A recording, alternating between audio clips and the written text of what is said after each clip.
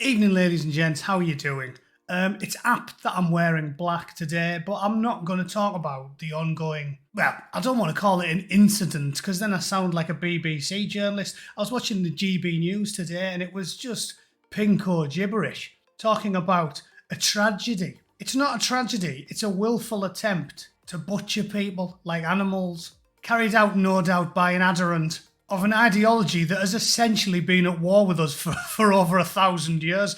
There was 6 crusades for a reason, wasn't there? But I'm not going to talk about that. It's already been covered at length and everyone said their piece. Instead, I'm going to concentrate today on taking down one of the very many staggeringly hypocritical, sloshing portaloos that seems to think that if you go on Twitter and you just type a few very, very overtly woke tweets, no matter how bad you behave, everyone will defend you. And it proves my constant proclamations to be right, that essentially this woke thing is just a clumsily, not even slightly cunningly rebranded version of communism. Because when you are part of the party, the uni-party, they'll excuse you anything that you do. You can see why the excesses of these regimes are so depraved when they take over, because as long as they do it, they'll defend you to the hilt. Now I know what you're thinking. You're thinking I'm going to talk about Hugh, aren't you? Now that would be a good one to do, especially since he made Owen Jones and all the rest of the Guardian readers look like an absolute knobhead. Sorry, collection of knobheads, as he was promptly arrested and charged with having a hard drive that would make Gary Glitter blush. And I gleefully retweeted it. The Sun is a disgusting rag and they have to pay for what they've done to Hugh Edwards. They tried to destroy someone's life with false claims of illegality involving a minor. We know there was no criminality and the Sun have driven a vulnerable man into medical care. Readers added context they thought people might want to know. Hugh has been charged with making indecent images of children. So that's brilliant. That's brilliant. But I'm not going to be talking about Hugh.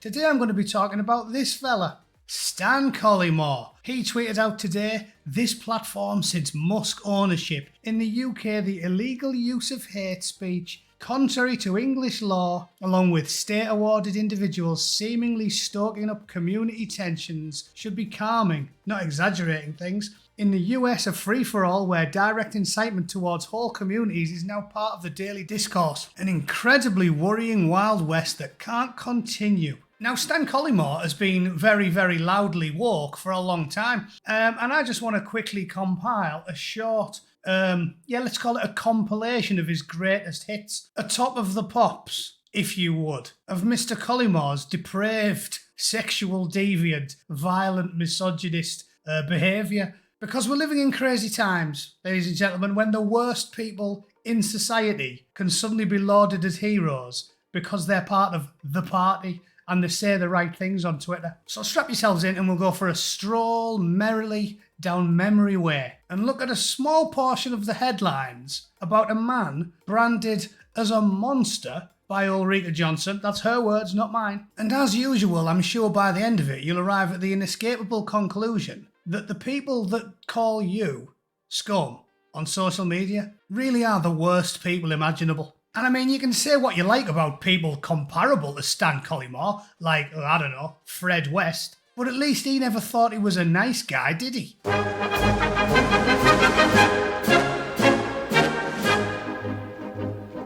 Headline number 1 from The Guardian. Yes, I've made mistakes, but I'm not a bad person. Simple as that. Oh, really?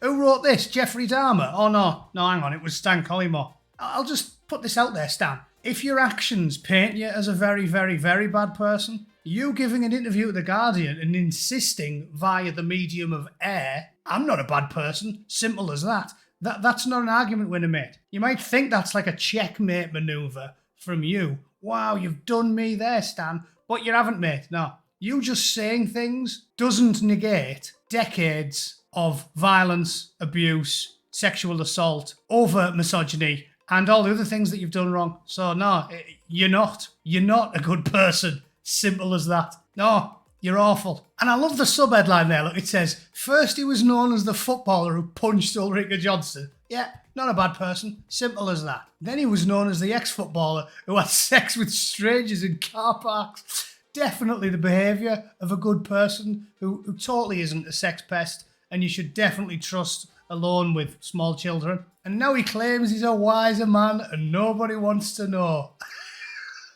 This is what I'm talking about. The entitlement of these people. He thinks because he's got a bit of a tan, everyone will be like, whoa, all right, you've stopped lamping women in the middle of the street, have you? What, are you telling me you've stopped kicking women full in the face in the middle of a crowded car park? Oh, well, you're definitely a good person then, Stan. Of course you are. I'll tell you what, drive round my house tonight, you can shag my sister. Collymore assault charge. The Aston Villa striker has been charged with assault after being arrested at an address in Cannock, Staffordshire on Christmas Eve. Merry Christmas, girls. Vadumph. Not a bad person. Not a bad person. He's just told you he isn't. So therefore he isn't. Checkmate, bigot. Stan Collymore threatened to kill me, says ex-girlfriend Orica Johnson. A vile hypocrite, he claims. Collymore deleted his Twitter account last night, having appeared on a number of TV and radio stations demanding that social media sites treat online abuse more seriously. Police confirmed they were investigating a series of offensive messages. Ooh, we've got to get rid of those people who send offensive messages. What about the blokes who punch women full in the face, though? No? No, they're all right, are they? Yeah, thought so. Johnson, who was dragged to the floor and kicked in the head by Collymore in a Paris bar in 1998, told The Sun if he's so against death threats, why did he say he'd effing unalive me? It's a disgrace. Preaching to the converted, love. Yeah, I hope the previous 7 minutes has made that quite clear. Preaching to the converted, Ulrika. You don't have to win me over, love. And from the Daily Express, Orica Johnson spoke candidly about her experience of an abusive relationship on the podcast White Wine Question Time. The Gladiators presenter told Kate Thornton about her experiences of assault and psychological control while dating Stan Collymore. When the kick in the head happened, those bruises went away, but the stuff that had gone on before was hard at the process. No one spoke about the coercive control, and she also remembered being astonished when, after the public assault she received, she still needed to defend herself against critics when there were hundreds of witnesses and a camera crew present. Ah yes, Ulrika, but you haven't got the race car to play, have you? No. Are you still struggling to grasp this one? Let me spell it out for you. If you woke, you're allowed to be a kiddie fiddler, Joe Biden, a fraudster, a misogynist, an abuser, a groomer, a member of a grooming gang that does it for decades, and you'll be defended by the police, the politicians, the barristers, the judges, the activist lawyers, and the media. They'll all go to bat for you. As long as you're a member of the Uniparty, as long as you publicly profess the correct opinions and you tell everyone that you love Sir Keir or Kamala Harris, you go, girlfriend. As long as you say the right opinions on social media, you can be a kiddie fiddler. That's not that big of a deal, is it? Nah. And I mean, that prophet they all love, he got married when the lass was only like 7 or something, so it can't be that much of a big deal, can it? I bet Jesus did something similar. Didn't he? Wasn't that one of the 10 Commandments? Thou shalt roger a child till her eyeballs bleed. What? I'm sure that was one of them. No? I mean, I didn't go to Sunday school or anything, but I'm pretty certain that was in there. Maybe it was the other book of Bronze Age desert fables. Who knows? Anyway, that's today's video. Some gentle mockery of Owen Jones, Hugh, and one of the worst people on planet Earth, a well-practiced oxygen thief who somehow portrays himself as the victim when he abuses people, beats women up, kicks them in the face, lies, cheats, and does a bit of dogging. Yeah. And I'm not just making this video out of spite, because I also like to go dogging, and one time Stan Collymore jizzed all over my windows, alright? That's definitely not what happened. Let me know if you disagree and you think Stan is a splendid, upstanding gentleman. Alright? Thanks for watching. Hope you're all doing well at home. And when the dust settles and we really know what happened, I will of course revisit the horrifying events of yesterday. I dare say a root cause analysis will point us at the root of the issue. And I reckon it'll be something, 1 million unvetted fighting age men in a couple of years, something moving to England. Yeah, just putting it out there. Thanks for tuning in. See you all tomorrow. Toodle pip. Cheers.